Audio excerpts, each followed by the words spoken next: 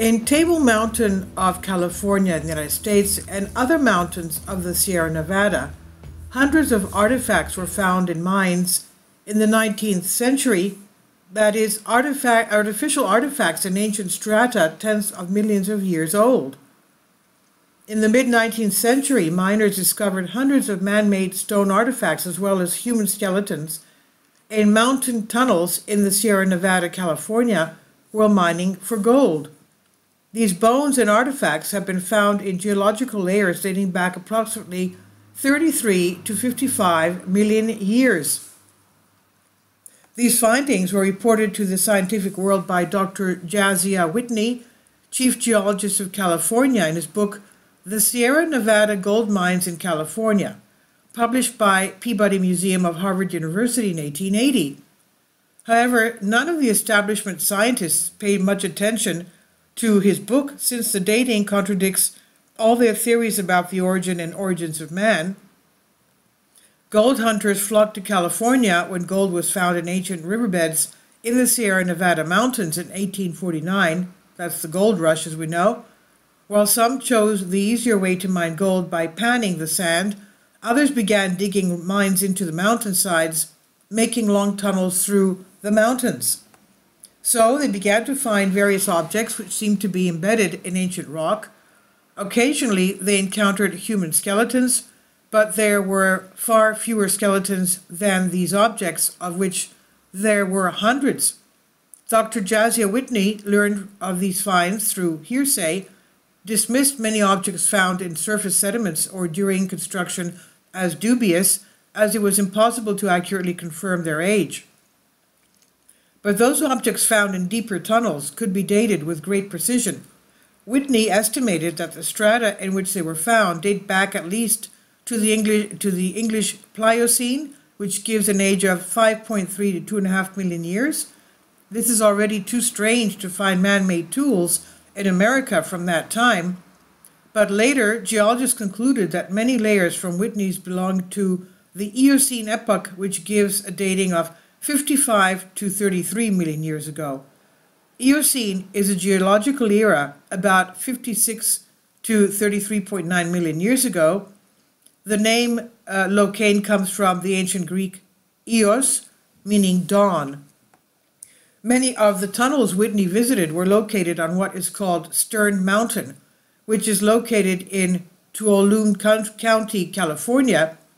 In order to reach the layers where gold was present, it was necessary to penetrate thick layers of volcanic basalt rock called latite.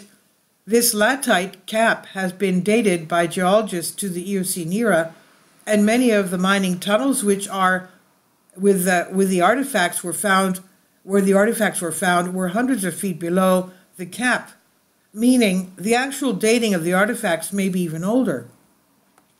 Whitney's most famous find is the so-called Skull of Calaveras, which was discovered by a miner at a depth of 130 feet. When the skull fell into Whitney's hands, he concluded that it came from the Pliocene era, 5.3 to 1.8 million years ago. At the same time, the skull looked like a present-day Homo sapiens man, while in the official history they say that Homo sapiens appeared on Earth 200,000 years ago and from Africa, because it's convenient for them and for propaganda reasons. Now, in order not to spoil the official false story, they told them that the skull is actually at most 1,000 years old, and later, to silence the matter, they said that the skull was not found where it was found and was untouchable by miners, supposedly to deceive the scientist. As a prank, the same stupidity was written in their valid source, Wikipedia. A classic tactic who say even today, what brothers in the internet is fake news, conspiracy theories, and alleged fraud.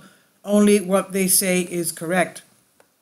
Now, William B. Holmes, an anthropologist at the Smithsonian Institute, which has done a cover-up and destruction of the inconsistent with their official false history, said in the book about Whitney, if Professor Whitney fully appreciated the history of human evolution as it is understood today, he would not dare to announce his conclusions. In other words, the guy is saying he should shut up and just go with the flow, and with what they say. If the evidence does not fit their theory, it should be set aside and never discussed again, in other words. Yes, and that's what exactly happened with Whitney's findings. Today, some findings are still in the P.B. Hearst Museum of Anthropology at the University of California in Berkeley, and because they say the opposite is usually true, African blacks and Semite tribes appeared on Earth while the European Caucasian race already existed, which not only does not have a common origin, but has nothing to do with these tribes. And in the time of Atlantis, the civilized man was of Caucasian race, and even the gods were such a race, when there were not even the other races that appeared on Earth, with the invasion of the alien reptiles. But these are details for many because they have not understood even what has been going on for 2,000 years and is of a limited perception. Now, the reason many people are like this is that they have limited perception while they have evidence at their disposal.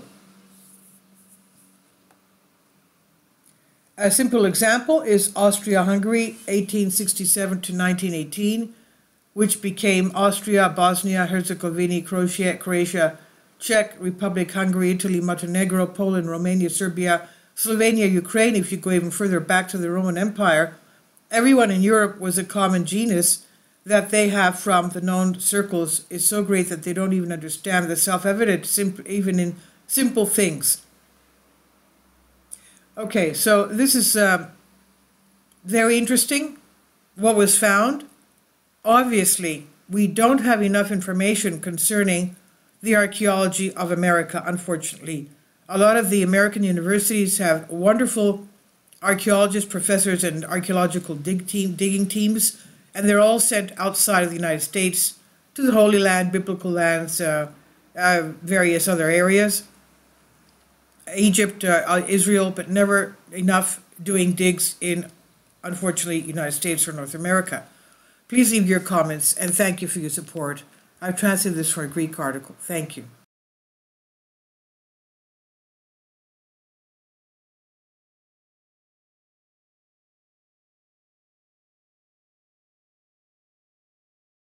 Kindly support my Patreon account.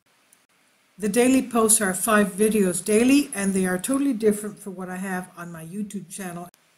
Thank you so much for your support and that you find all my content so interesting. You'll find the Patreon account details in the description box below.